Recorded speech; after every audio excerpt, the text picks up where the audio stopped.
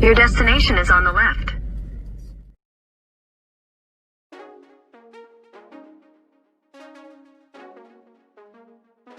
Your archives are dangerous. No, we have to. No, why?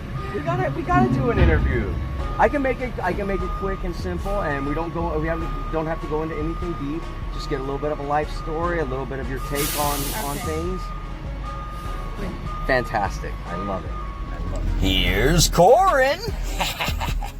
I just interrupted our new guest on the Love America tour. Your name? Andrea. Andrea. And look at this. Look at this. Let's see the bag. Okay. Let's and see the bag. the bag. Yes. Look at that. In one of my favorite colors. This is hilarious. I love it. Fantastic. What support. Well, I was happy that it arrived in time too. Oh, it's so cool. And the tie-dye turned out really good. Yeah, I actually really like it. It's got a nice little vintage feel to it, you know? Yeah. Oh, really? Thank you so much for the support. I'm hoping you might personalize it, but I was thinking I don't know if I want it all over the front. I have. What I have maybe is maybe a sleeve. Yeah, I have photos here that I can sign from all different things. Okay. I got stuff from Stargate, Supernatural, or How regular neat. headshots or whatever. Happy to sign as many as you like. Hey, real quick, where were you born? I was born in Panama.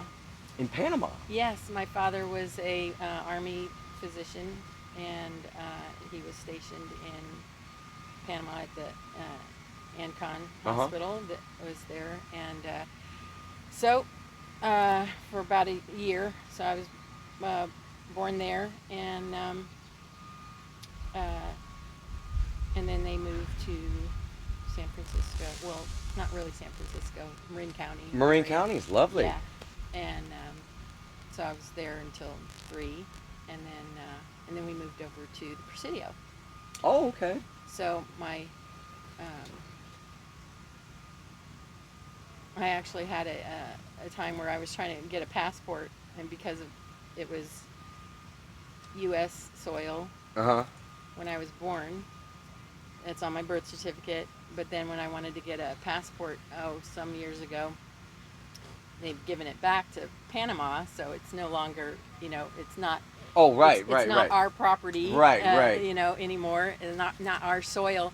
So it was just like John McCain had the same thing when he was running for president. It was, are you a U.S. citizen? Sure. Because he was born in the same place, and so I had to go through some rigmarole. In fact, I wrote them a letter. I said, "Didn't we figure this out with John McCain? As I'm an American citizen, born on American soil." So they gave me my passport. Old songbird McCain. How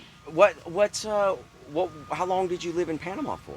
Well, just when I was a baby, they were. Oh, there so for then about you were out of there. Yeah. And Okay, so you don't have much memories of living down there. No, I would like to go. It's a beautiful place, from what I've heard. I would actually like to go.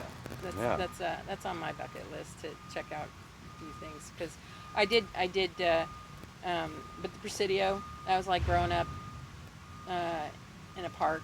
It'd be like that. Also, no longer is military. In fact, last time I went there, George Lucas had turned my father's old hospital into his offices and things. Yeah. There's a big Darth Vader in the lobby. It's like, what? I used to come here visit Dad, and now Darth Vader's there. So you grew up That's where I was on the kid. military base. Yeah. And Army. And I know that we'll just let this guy drive on by. Just to let you know, the sound is great, even when stuff goes by. Oh, good. Oh, well, it's the directional mic. Hopefully, it kind of filters things out. But it's funny because, like, literally all day, there's been minor amounts of noise, and suddenly, as soon as we sit down, here, it looks like. but they've been silently doing that. They haven't started the nailing of the fence thing. But this is extraordinary. As soon as we sit down to have a conversation, they just bring out all the stops. Oh my, he's going to take up that one and drive that one away. But I wouldn't worry about it. Okay, good. What was it like growing up on a military base? Well, like I said, it was like being it's in a gorgeous park. there. The Presidio is gorgeous. The Presidio was awesome. But you go. Was you were on an on-campus school as well and all that, or did you go No, off campus well, for school? no, they didn't have schools other than my, little preschool kindergarten experience. Right. No, I went to the San Francisco public schools Okay. until fourth grade. Apparently, they'd had some kind of knifing or something like that, and so my parents were like, "Nah, we're not going to." You weren't in the Mission District, were you? No, I don't know. I really have very little experience with a lot of the city of Yeah. San Francisco, other than Fisherman's Wharf and Stonestown, just places I could get when I got older, because we left when I was 15. And then you went to And Marin? We went to Oh. That was before. That was when I was 3. Okay, gotcha. No, we went to Frankfurt, Germany. So I It's a went. change. I went to the public schools till the 4th grade, and then they put me in St. Monica's Catholic School out on Geary and 25th, Uh-huh. and they did have busing to get us there, and then we did some carpooling too. But so I basically from 4th grade to 8th grade went to St. Monica's to Catholic school, and then I started 9th grade at Star of the Sea, still staying in that kind of Catholic private school. So it was So your parents were Catholic? yes. Well, my dad was. Your dad was? When you have a Catholic in the family, they tend to try to get everyone to be Catholic. Yes, I've heard the rumors. I was born Episcopalian myself. Which people say is just a lesser form of Catholicism. Yeah. More progressive form. I mean, I don't know. Yeah, I'm not sure all the difference, but it wasn't. Well, no, I won't mention more political figures. Oh yeah, no, it's fine. It's fine. It's fine too. I don't know. I don't know much about. I don't know much the about nuances it myself. because eventually, when I got married, we looked into Catholic churches. My husband was going to medical school at Dartmouth. Okay. And when we were looking for a church, because we had just gotten married, we started off looking at the Catholic churches, but we'd always, both of us, been just kind of Christian, just wanting to just a little more casual. Find something without the pomp and with circumstance, with the love and not so much of the rules. But that was a development in my life. Is to kind of ever seeking. Yes. The existential crisis has been a lifelong experience. I will say. Well, I am curious. What was it? Are your parents still together? Oh yeah. Well, they're deceased, but they. Oh, I'm together. sorry. Okay. Yeah. Okay. I'm sorry to hear that. Yeah. Nah. Well, they were old. They were old. Yes. Were they good parents? They're eternal. Were they good life. parents? I would say yes. I mean, I thought about my own parenting experiences and where I am today, and I just thought, I think I had you go to therapy and you do this and you do that and you start examining yourself, and it's like, I think I had a happy childhood. I do. They certainly had all the stuff. That you say you're going to do differently when you have kids. And stuff, what did your mom? If your father was in the military, what did your mom do to bide her time? Well, for my life, because I have 4 older siblings that were, their life was all kind of different before that. When I came along, we kind of stayed on the Presidio from when I was 3 till 15, which is unusual. And so my dad was chief of the thoracic surgery, and so he was just there for that time. And my mom was she was a colonel's wife. Kind of, she didn't really like to do the first lady type behavior. So my dad never pursued general or anything like that, because he just kind of wanted to keep it low key. But she was a mom and a housewife, and did she seem to enjoy that role? Because it's a tough job being. Well, my parents were very traditional, breadwinner, mom, breadwinner, homemaker. Yeah, homemaker. Yeah. And so, she had a few responsibilities just now and then. because of the military. But was you that? Oh, I'm sorry. Go ahead. no, I was just saying, military upbringing. I'm sure it can vary, but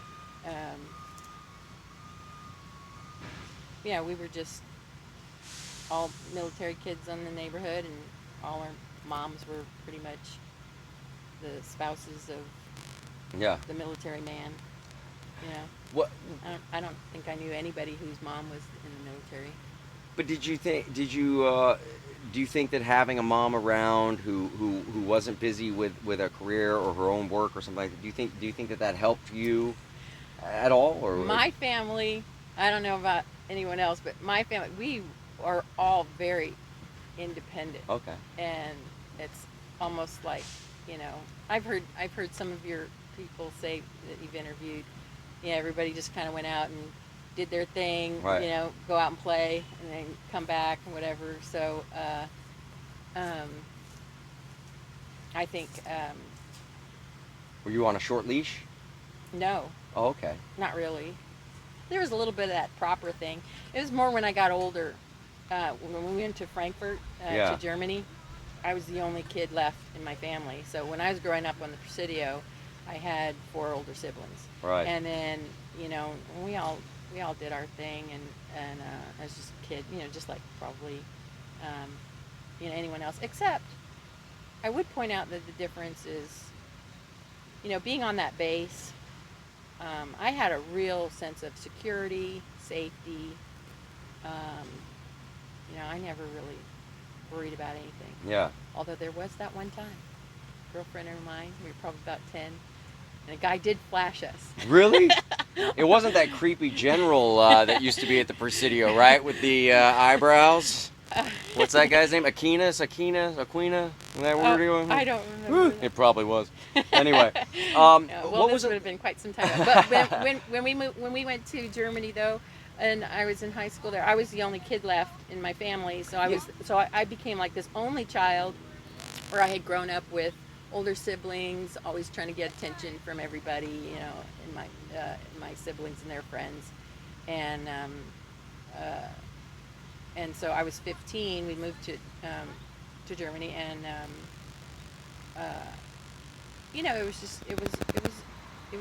that was a unique experience, because that's what I was wondering I also about, was kind of independent there. Yeah.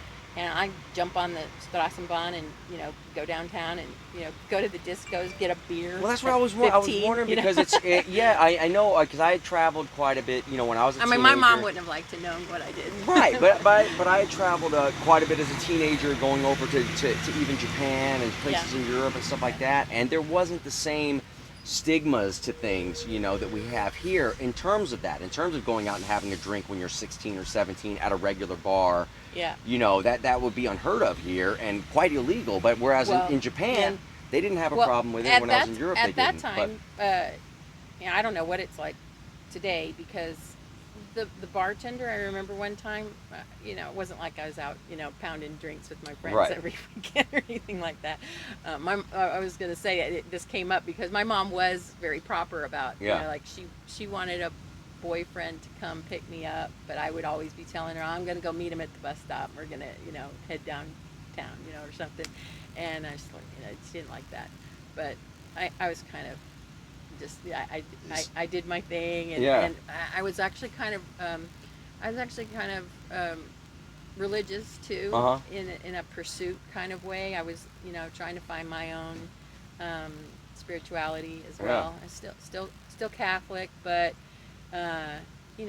being exposed to more Protestant and more ecumenical type youth groups and people. So I was, I'd always say, oh, well, I was talking to him about Jesus. And I would, actually. I'd go downtown, disco with some guy. Disco and Jesus. And he'd be probably, wanting to hit on this, 16-year-old girl or something. Especially the American one. Yeah, and I'm, like, talking Jesus.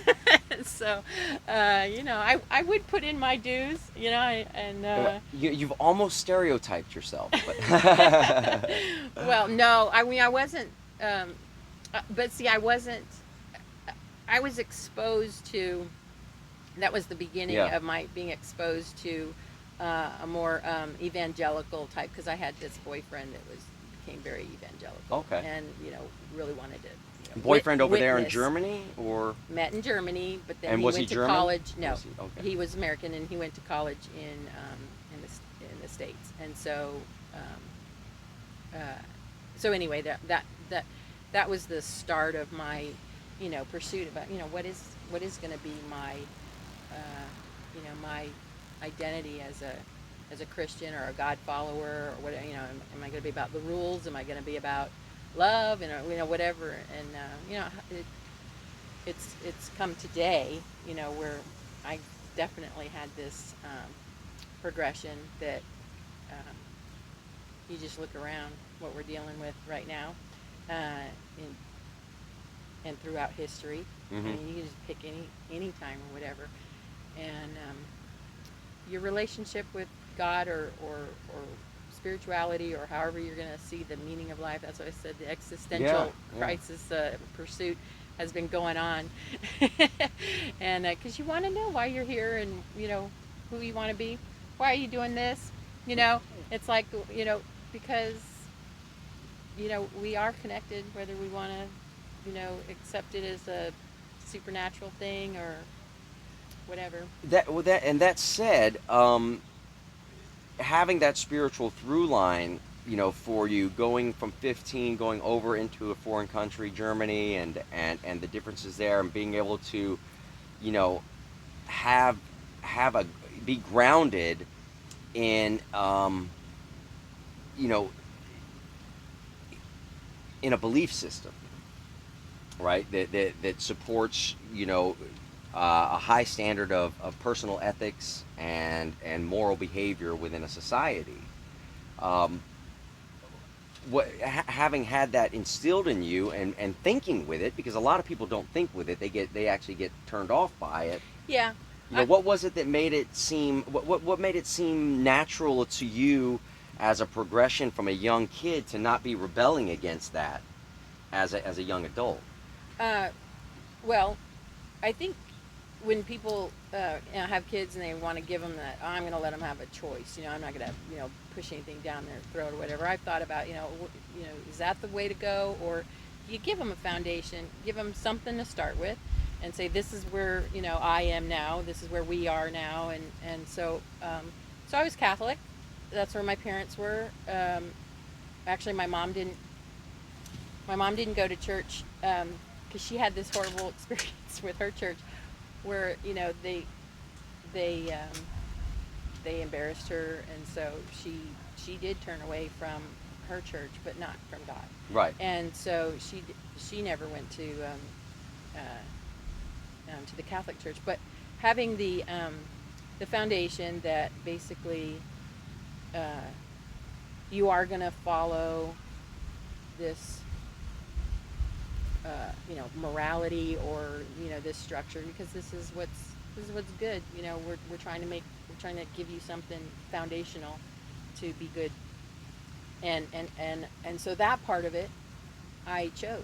Yeah. It's like I wanted goodness. I wanted to be good. I love that. I didn't want to give that up. Yeah. But the way you do it, there's all kinds of religions. There's all kinds of faiths. And I am still very solidly, I consider my, I've done a lot of Bible study. Come to the Midwest, to the Bible Belt, and that was like the first thing.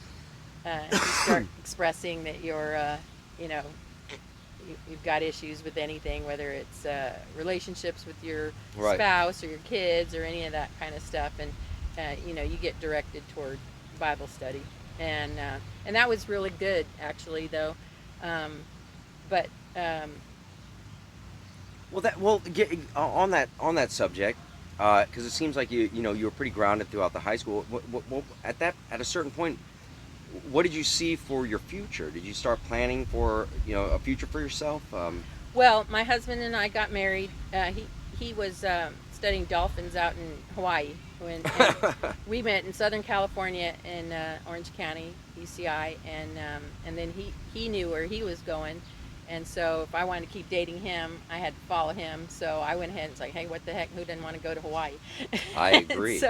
So my folks were supportive of, if you want go on to college. I kind of think of my whole life as being like this big gap year. That's what they call the go find yourself. Right. Between high school and college, but between college and our getting married, we were out in Hawaii, and I have completely forgotten the question.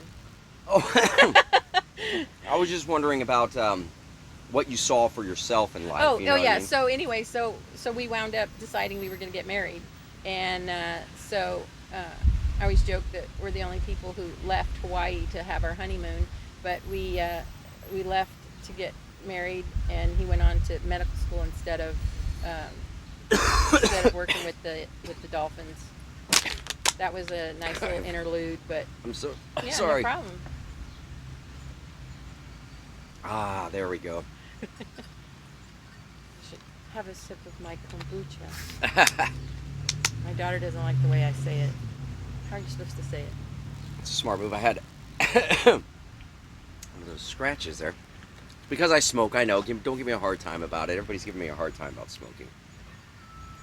Well, But I don't know. I have things to say about smoking. My dad was a cigarette smoker. Yes.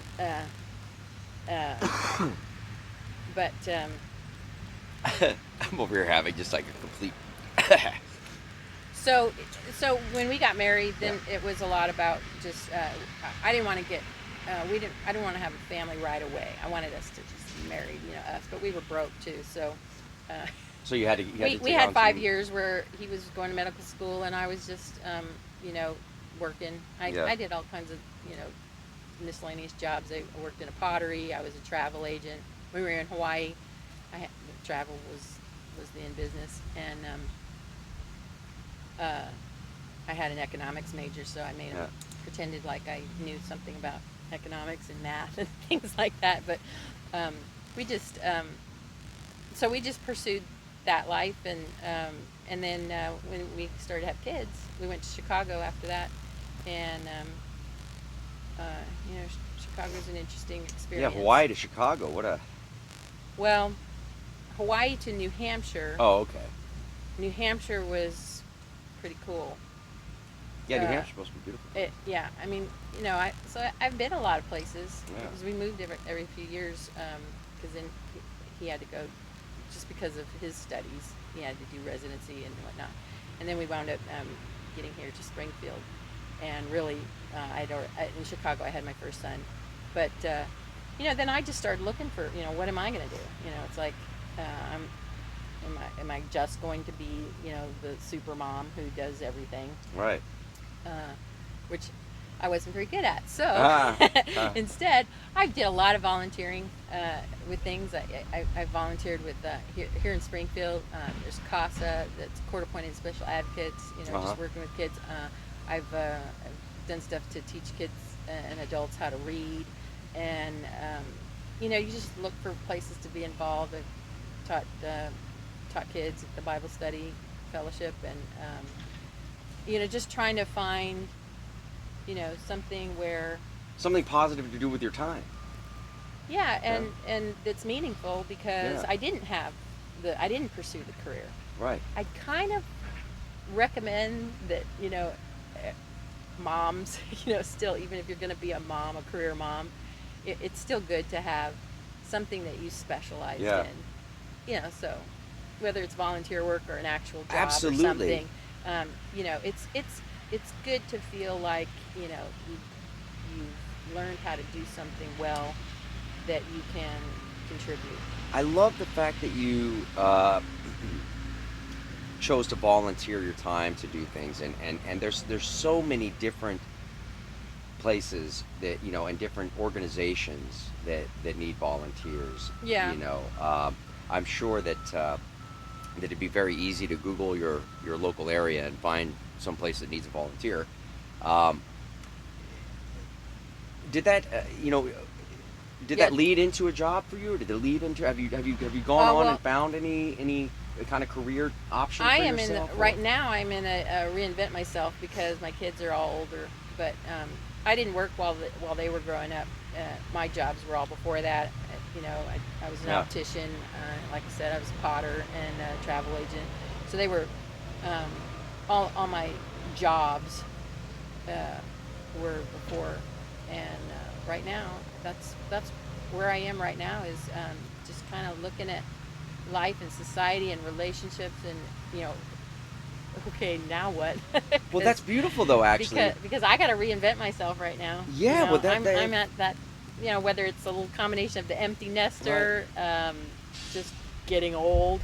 It's like, what can the body do? What can the brain do? I can't believe people can, do some of the jobs they do in their 70s, because it's like, I can't remember anything. It's like, how do you do these things? So they'll say you got to get a skill beforehand. Well, I might love make knives now. it's challenging. But what I notice is that you have a good attitude about this reinventing yourself now in present time, even after having raised kids and done all of this, is not having you don't seem in fear of this reinvention. I don't know if I'd agree with that, because I'm not sure, because a lot of what has taken place over my life is just I'm kind of way into psychology and just people, relationships, emotions, just and all this social media. I'll get I don't know how to do it really. Oh, it's a nightmare. So I'm trying to figure out if there's a way to connect in a way that helps to promote. Basically, I'm just trying to simplify what I'm going to do from here on. And so my faith is love, faith, hope, and love. But I consider myself a real hopeful person. Yeah. And so I've got to figure out, though, how to have that connection and personality for other people to do something with that. Sure. Otherwise, I can just hang out and be hopeful at home with my chickens and my pigs and my goats. Hopefully my husband, when he retires, he'll get some sleep, and we'll see what happens then. But it's just constantly trying to decide, do I need to do much anymore, or have I done it? Yeah. Or or is this is my chance? Let's see what can be done. Right. How would I contribute? So I'm in that place. I don't know. I listened to your you put on, what was that guy's, the Alan Watts? Yeah, I listened to that. Alan Watts. And I was great. just saying, if you knew my kids and me and just everyone, there's just so much of that kind of thinking. Yeah. And so where to go from here, I have no idea. But that's okay, because you seem like I'm you trying got to a get healthy ideas from all attitude your about it, though. interviews. Yeah. Well, the volunteering thing is such a critical factor in all of this, is having that bit of time, since you've already put yourself out there, and that way you have this bikers against Bikers Against Child Abuse, which is what she was sponsoring. Oh, yeah. So it's a whole organization that bikers, they come and they try and help out the kids and all this stuff. But Yeah. there's so many organizations out there. I can imagine that when you do get your feet wet, it's Yeah, when we my husband and my sons and friends went cycling across the U.S. and then another trip we just did was the Great Divide from Canada to Mexico. Oh, and, wow. That's cool. I drove the RV. Impressive. Because I wasn't going to be on that bike all that time. No, But, I imagine not. Although I wish I was in the shape he's in now. But we considered things like, is there any way to spread some kind of word, or do something fundraising type with it. So I really respect actually how courageous it is to go out there and, you know, do something Right. like what you're doing. Well, thank you very much. We appreciate that. You know, because who knows what'll Come of it. what seed will get planted, or Yeah. but you know, it can take courage. Absolutely. And that's what I say. I am sometimes a little afraid of you know, trying something. Yeah. My mind, my imagination really wants to, you know, go for stuff. But Yeah. so, you know, if we can share our creativity of things we can do or look into, find, you know, anybody out there who needs, you know, needs that support.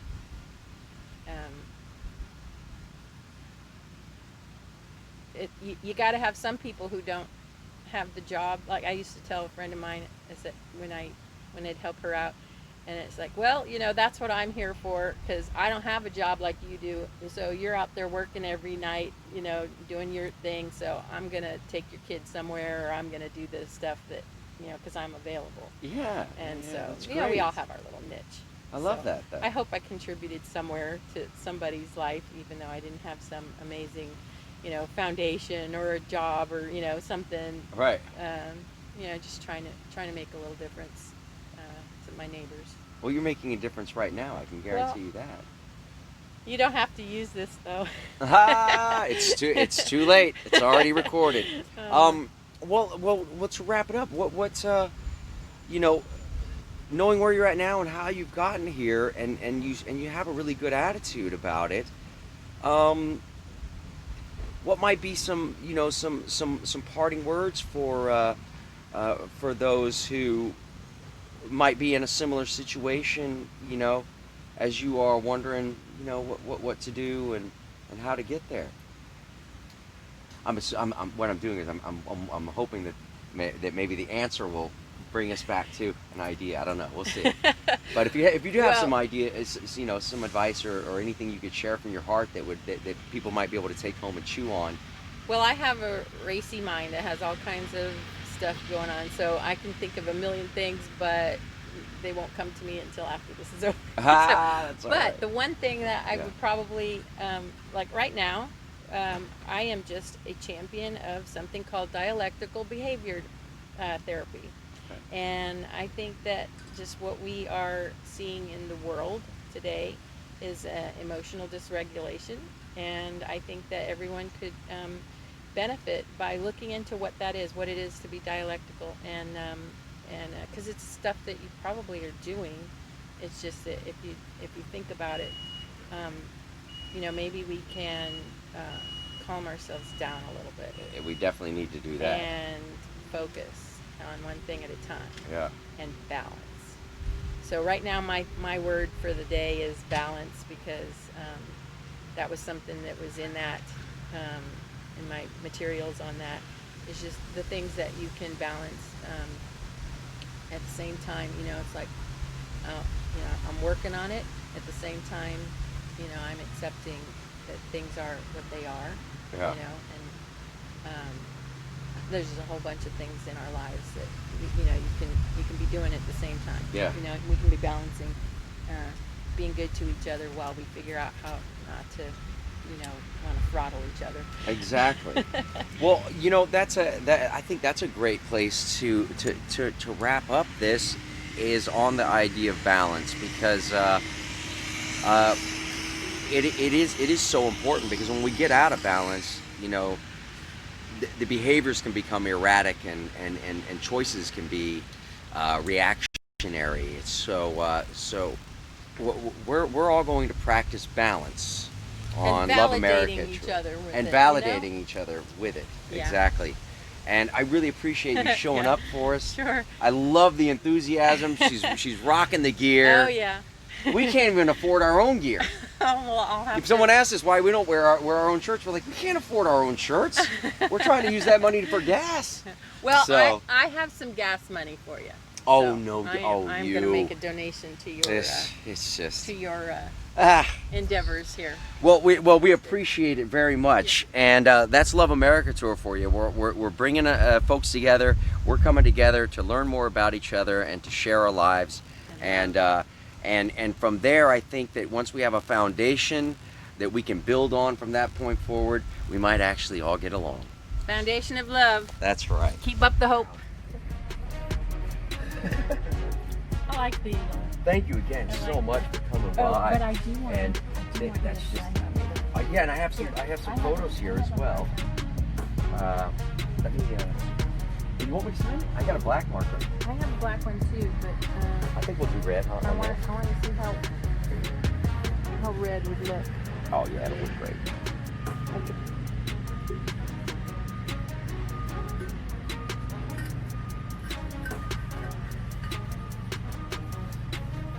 Amazing. I love all the support and the enthusiasm, and these just, I mean, I love how the gear turned out too. I haven't seen any of it, and it looks fantastic. Yes. So cool. I didn't wear my big green combat boots to go with it, but but it will go with it. It does go. All right, thanks. Cheers, babe.